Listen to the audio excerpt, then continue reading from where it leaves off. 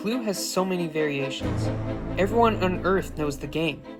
So you might be thinking, can I hack the game with stats?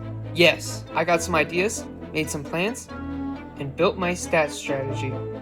Let's go! Oh, and if you haven't yet, please subscribe and follow me on social media. Okay, I was dealt rope, billiard room, and lounge. That's not great, but for the deal, there is 6 times 6 times 9 equals 324 possible solutions. With this hand, I got 6 times 5 times 7 equals 210 possible solutions, which is a lot for a 6-player game. So the approach I am doing is getting rid of one solution at a time and finding likelihoods for all other possible solutions. For example, this first guess is by Dr. Orchid. The fact that it was stopped by plum means that there's only 209 possible solutions left. But using this handy equation here, you can find that putting a number on a card actually decreases its probability of happening by around 48%. Running the numbers, it's most likely that nothing guessed is in the envelope. Why is there a Dr. Orchid anyway? The original cast of characters were the Bomb.com, but Hasbro still decided to replace Miss White with Dr. Orchid. I'm sure one of you knows why, but I don't know any reason other than Mrs. White's opinion of men. Husband should be like Kleenex, soft, strong, and disposable. Miss White, no man in his right mind would be alone together with you.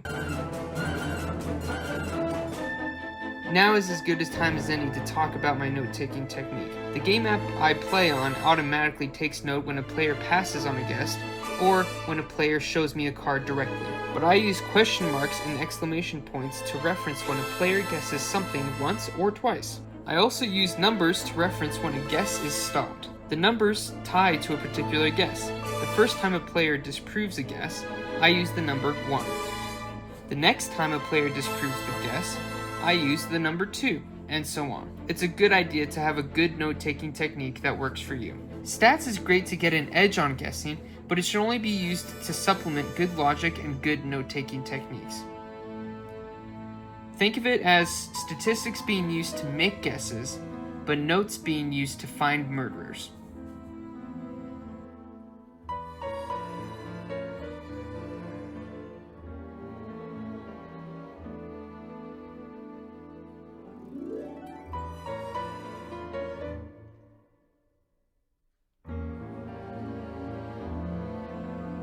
A lot of people like to guess with some or all of their own cards.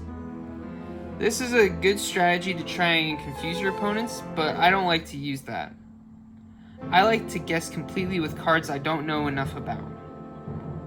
This helps me calculate the probabilities of those cards being in the envelope faster. If a card has not been guessed yet in the game, I like to guess those cards. The most optimal person to stop you guessing is the player who goes before you. That way, the X's will make it all the way around the other players on the board before your guess gets stopped, and more information is gathered. Let's get back to stats and strats. If a row has more than one number on it, it's statistically unlikely that that card is in the envelope. If a row has 3 numbers on it, it is nearly impossible that that card is in the envelope. Usually, while I'm playing a game, I cross off cards that have 2 or more numbers on their row because of that statistical fact. It helps guide future guesses by not wasting time guessing worthless cards. Usually, using this strategy, I go all Wadsworth on these people by a 3rd round. And by Wadsworth, I mean running around like this.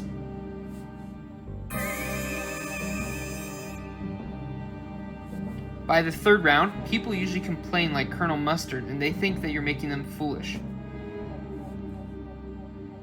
You make your educated guess, and you usually have a good idea of who the murderer is, what weapon they used, and what room it was in. If you don't know by the 3rd round, you need to assess how close the other players are at getting the answer before you. If you think it could wait one more round before you make a final accusation, then wait until round 4. If not, it's always better to guess and have a chance at winning than to not guess and have someone win on their next turn. Round 4, you better start thinking about accusing.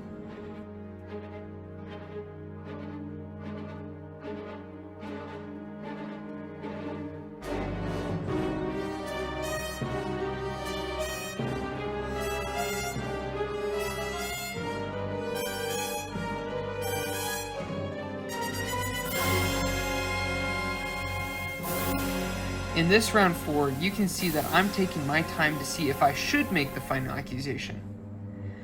Since I definitely know the murder weapon, that's 100% certainty. The suspect was in a 50-50 chance with Plum's cards, but since all other suspects had a much lower chance of being in the envelope, I felt comfortable picking Plum as the suspect.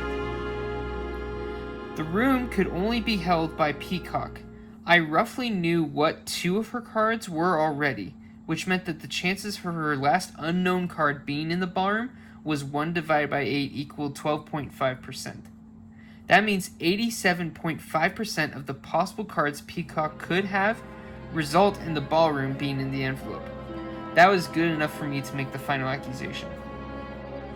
And I was right. Case closed. Pack this up, Watson. Sherlock's done it again. You see, it's just like the Mounties. We always get our man. That's all the clue for this time. Now where's that lead pipe?